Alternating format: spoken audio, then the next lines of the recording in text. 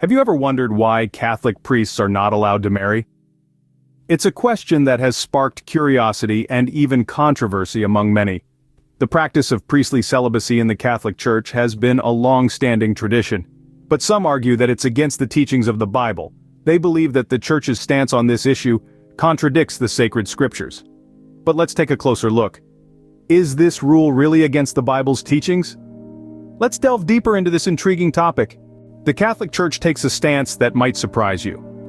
When it comes to priestly celibacy, the Catholic Church's position is one of choice rather than compulsion. This means that the decision to remain celibate is a voluntary act, not a forced one. Men who choose to become priests do so with the understanding that they are choosing a life of celibacy, a commitment to dedicate their lives fully to the service of the Lord and His Church.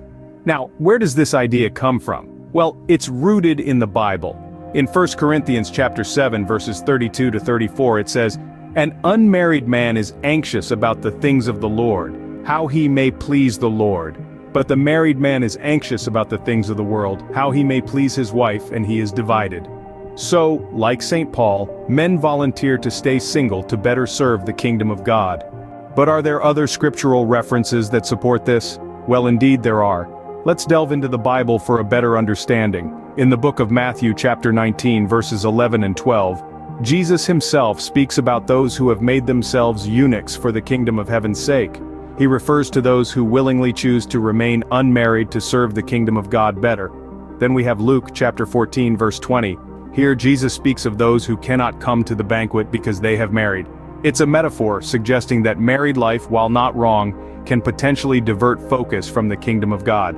Lastly, in the first letter to the Corinthians chapter 7 verse 8, Paul advises the unmarried and widows that it is good for them to remain single as he is, highlighting the virtue of celibacy. As we can see, the choice of celibacy is not against the Bible, but rather a personal choice to dedicate oneself fully to serving the Lord. So, what does this all mean?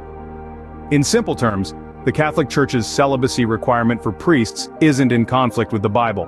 On the contrary, it's a reflection of verses like 1 Corinthians 7, where St. Paul speaks of the benefits of unmarried life in serving the Lord undistracted. It's a personal choice taken by those who wish to devote themselves entirely to God's service. Remember, Catholicism requires that most priests remain single, but no person is required to become a priest. This is a voluntary act on the man's part.